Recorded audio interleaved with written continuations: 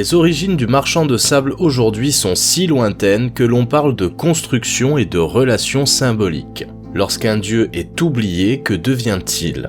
Où sont donc passées ces divinités gréco-romaines à qui nous construisions des palais et des temples somptueux ? Lorsqu'à Rome, l'empereur Constantin décide de faire du christianisme la seule et unique religion, c'est tout le panthéon qui disparaît. Où se trouve aujourd'hui Hypnos, dieu du sommeil, frère de Thanatos, dieu de la mort, marié à Nyx, déesse de la nuit, et bien sûr père de Morpheus, dieu des rêves. Ils nous survivent dans des expressions, des mots que l'on emploie, morphine, hypnose, et si notre marchand de sable était l'un d'entre eux, les dieux et les monstres ont parfois plusieurs noms. Au XIXe siècle, dans les contes d'Andersen, il est appelé Ferme-l'œil. Tous les soirs, ce petit elfe gentil rendait visite aux enfants, versait du lait dans leurs yeux et leur racontait des histoires extraordinaires. Il était vu il y a longtemps comme le dieu des songes et son frère, un autre Ferme-l'œil, est le dieu de la mort.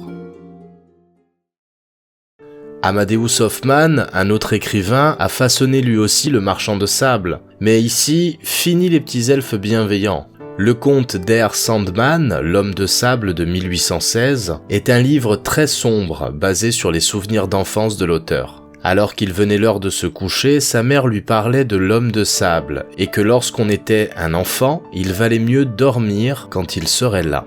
Sa nourrice, elle, rentrait plus dans les détails. C'est un méchant homme qui vient trouver les enfants quand ils refusent d'aller au lit. Alors il jette de grosses poignées de sable dans leurs yeux, qui sortent tout sanglants de la tête. Puis il les enferme dans un sac et les emporte sur la lune pour les servir en pâture à ses petits. Pour Hoffmann, le marchand de sable est un mélange subtil du folklore allemand. Il décrit un monstre entre le Nachtkrab, l'oiseau nocturne qui chasse les enfants, et le croque-mitaine qui les punit. Tous les deux bien sûr utilisés par les papas et les mamans d'enfants capricieux qui ne voulaient pas aller se coucher.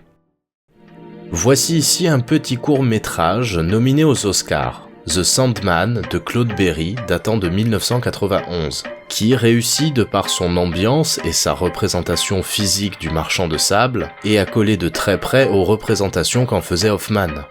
Je vous retrouve juste après.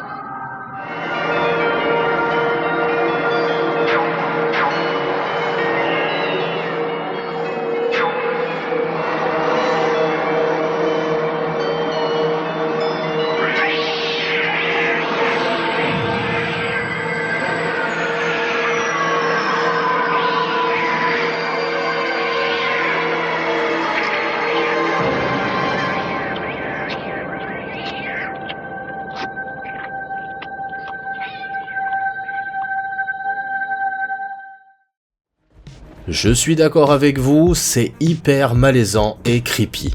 Pour casser ce genre d'ambiance, il fallut attendre les années 60, avec la diffusion de Bonne Nuit les Petits pour retrouver ce côté conte de fées tout gentil et bienveillant. Diffusé de 1962 à 1976 et de 1994 à 1997, Pimprenel, Nicolas, Le Marchand et Nounours ont bercé plus d'une génération. Les Allemands aussi avaient leur version, avec Sandman, qui certes conçu pour les enfants, mais utilisé comme outil de propagande en pleine guerre froide. Au Québec, il s'appelle Le Bonhomme de 7 heures. Les Portugais le connaissent sous le nom de Joao Pestana, ou encore les Espagnols avec Pedro Chosco. Cela dit, pour ce dernier, il peut aussi séduire les dames avec sa voix. Aujourd'hui, le mythe moderne du marchand est représenté au travers de dessins animés, avec celui des 5 légendes par exemple, dans certains jeux vidéo comme dans les Fallout, même si ici, ce n'est qu'une compétence. Le dieu du sommeil va-t-il nous émerveiller dans le futur ? Ça, mes chers viewers, je ne peux pas encore vous le raconter. Merci d'avoir suivi cet épisode, abonnement, partage, pouce bleu si ça vous a plu, vous connaissez les bails, merci d'avance. Tous les liens utiles sont en description ainsi que la page Tipeee de la chaîne si vous souhaitez me rendre riche et célèbre. En attendant, des bisous et à bientôt pour de futures vidéos.